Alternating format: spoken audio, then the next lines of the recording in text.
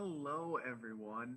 My name is Mr. Zach, and I am coming to you from Hudson Public Library. Thank you so much for joining me. So let's get this started. I'm going to start by singing you a little bit of a song. Hello, hello, to you and you and you.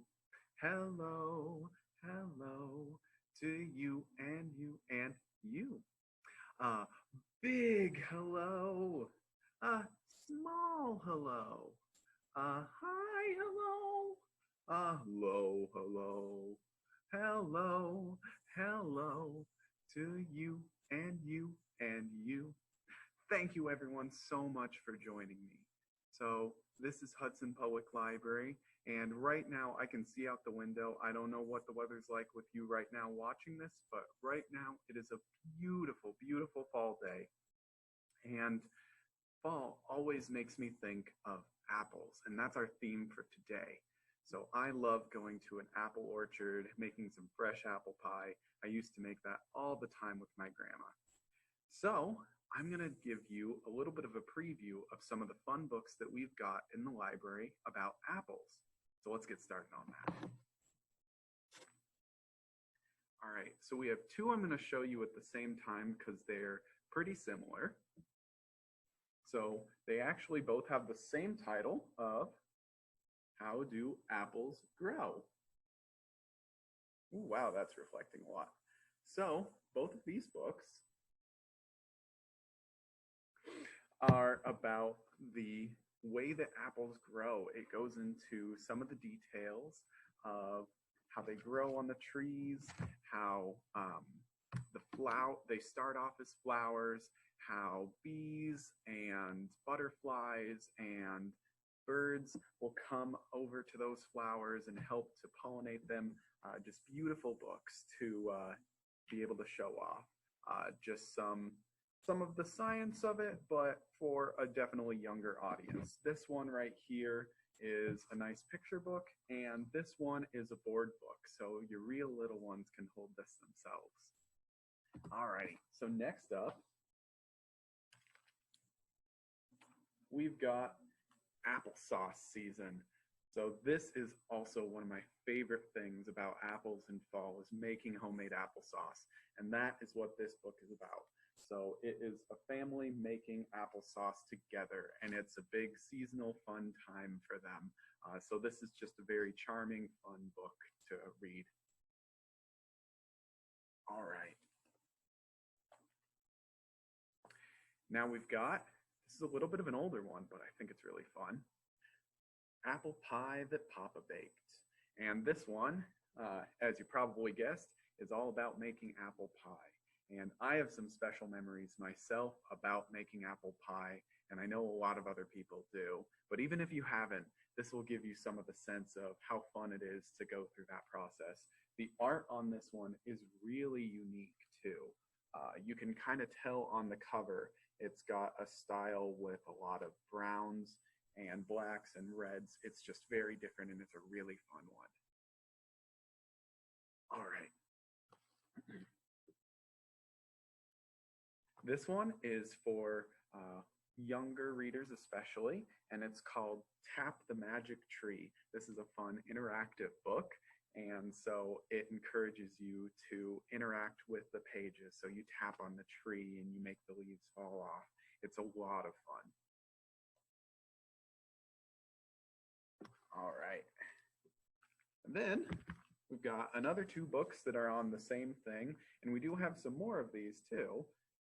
But I think whenever you're talking about apples, there's always one person's name that comes up, and that is Johnny Appleseed.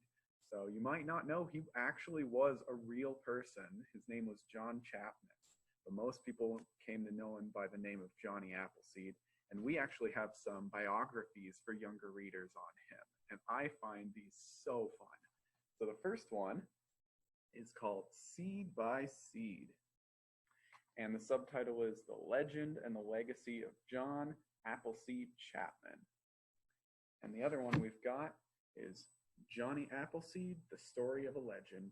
Both of these are just fantastically fun biographies of this guy.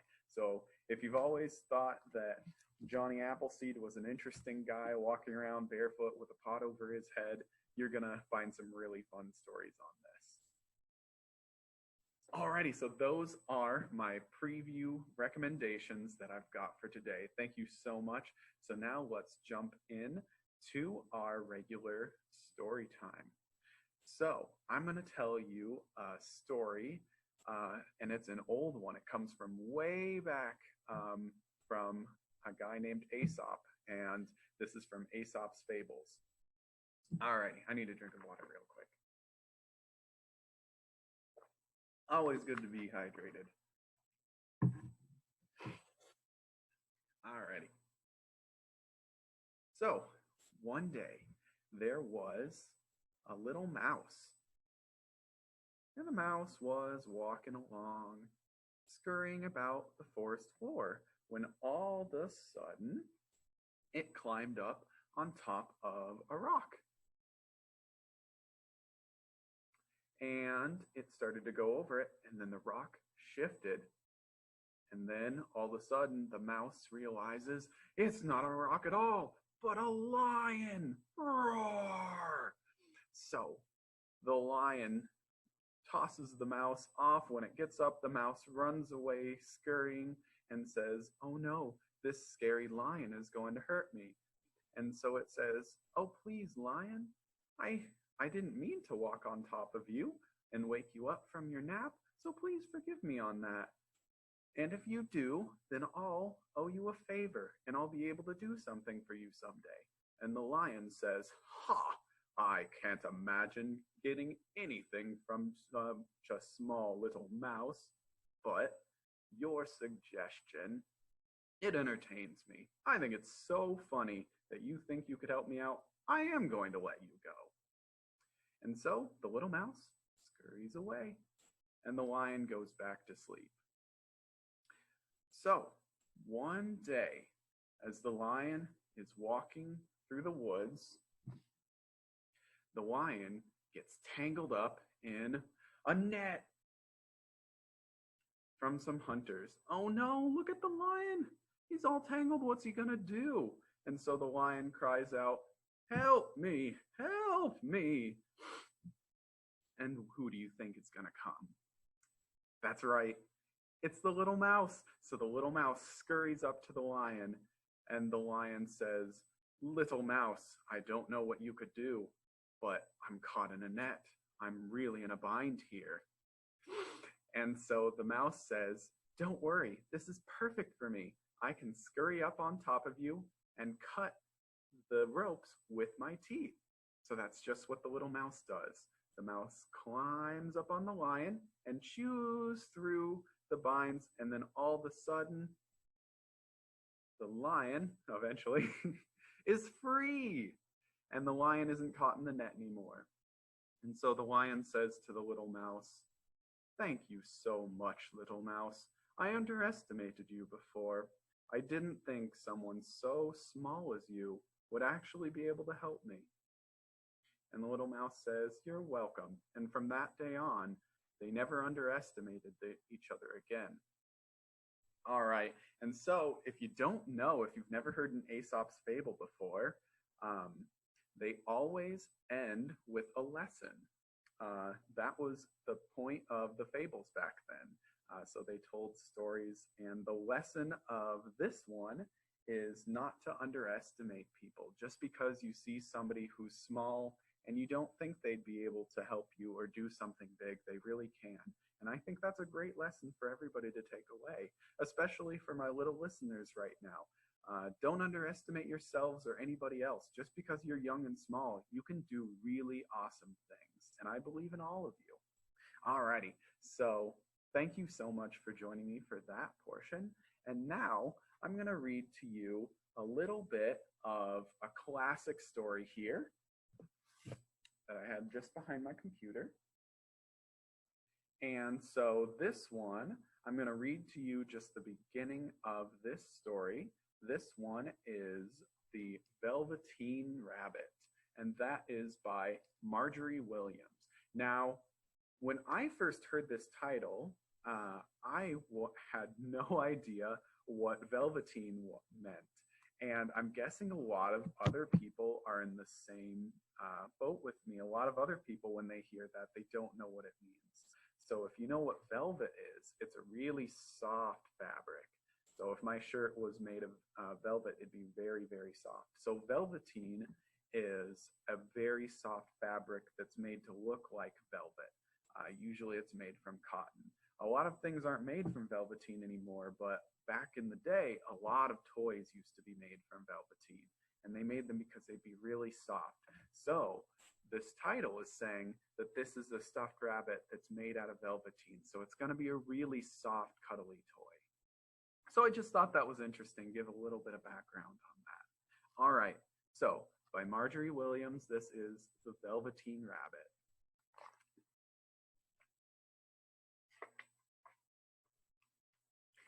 Look at all those bunnies. Do you see them in there? See the little bunnies? They're there, and all the little ones all around. All right.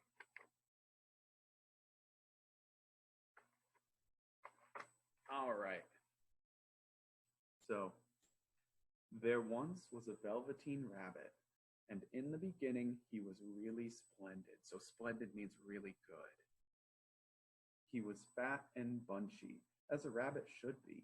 His coat was spotted brown and white. He had real red whiskers, and his ears were lined with pink satin. So that's a really soft fabric too.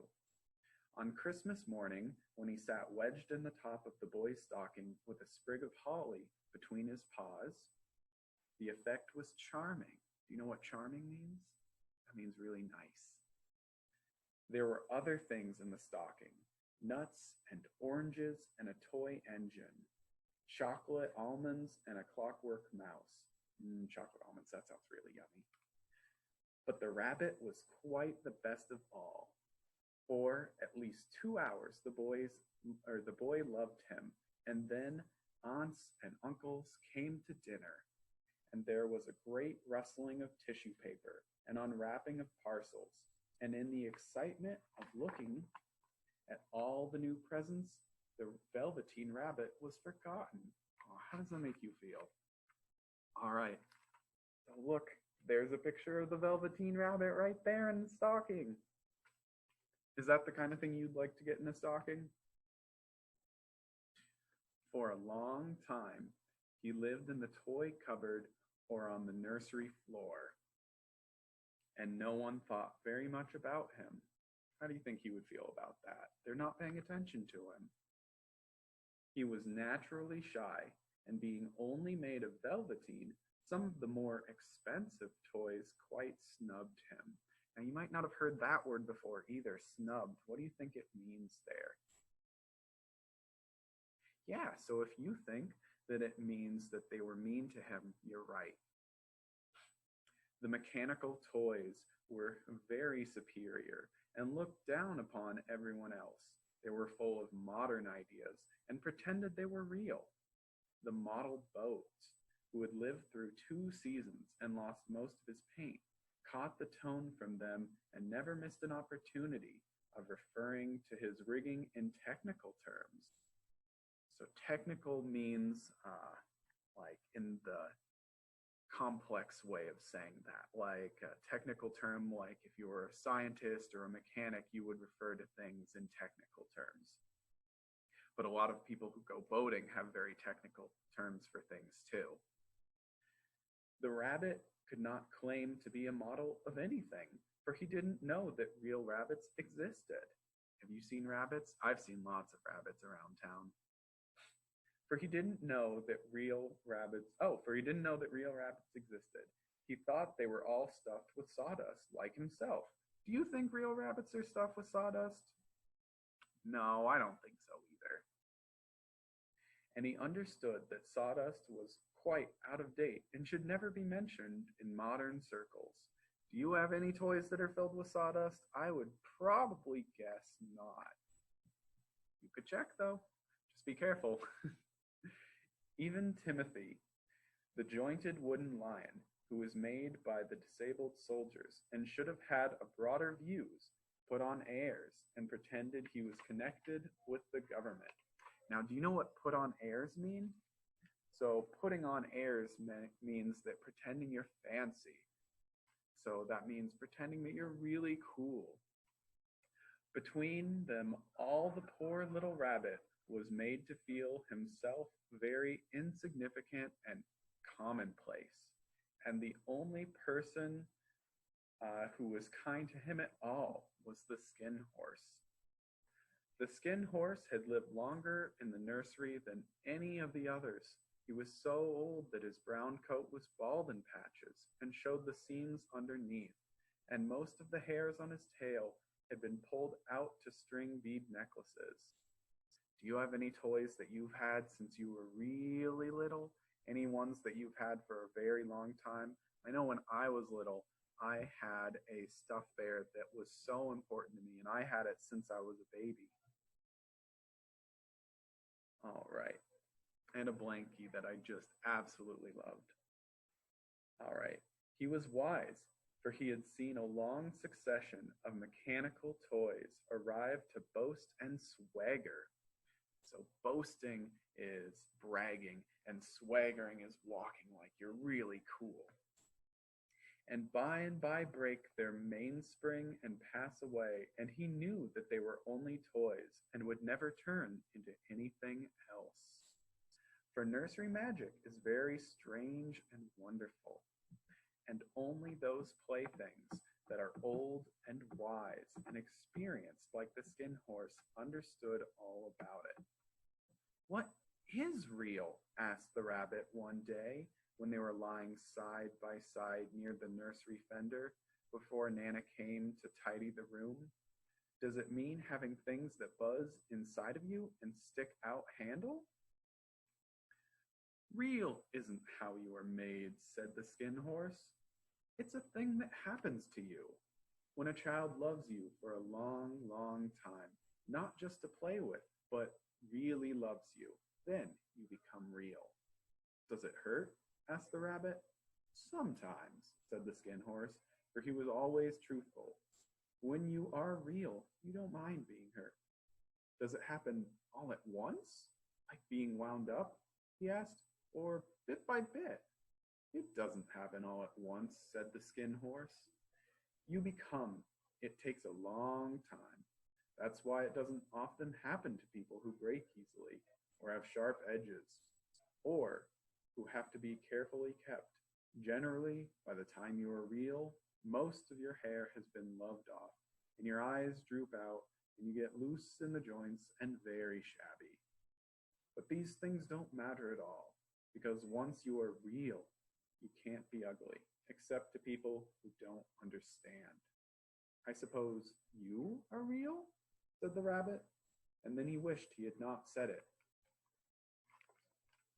for he thought the Skin Horse might be sensitive, but the Skin Horse only smiled. Here's another great picture in here. All right, what do you see? So there's the Velveteen Rabbit right there, talking to the toy horse.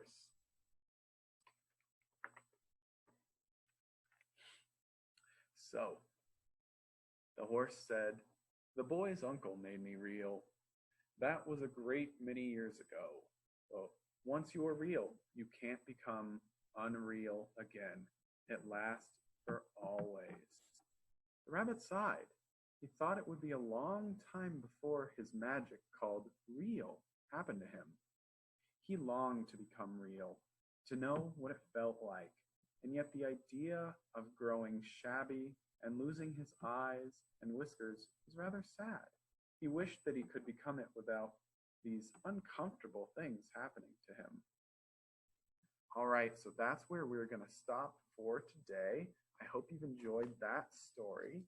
So thank you so much for joining me. All right, and now, I don't know about you, but I have been sitting, so I know that we need to do some stretches before we stop. So I'm going to get up. Let's see if I can stay within the camera. Yeah, there we go.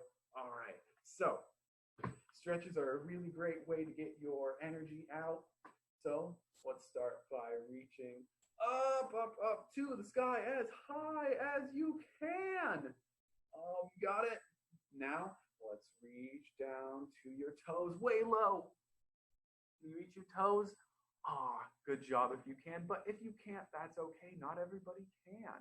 All right, so now we're gonna twist to the side and then twist to the side. Are you starting to feel good? All right, so shake your shoulders, shake your arms. Let's get all your shakies out. Get all your energy out here. Now jump 3 times. 1, 2, 3. All right, good job. You got some more energy now. Okay, great. So now I'm going to sit down again. So now you've gotten some fun stories, started a fun book, and you've got some great books that you can start reading that I've suggested to you. Now you've got a little bit more energy. I'm going to give your day back to you and say thank you so much for joining me. I am Mr. Zach, coming to you from Hudson Public Library in Hudson, Iowa, just in case you're joining me from outside of here. And thank you so much, everyone, for joining me, and I hope to see you next time. Thank you. Bye.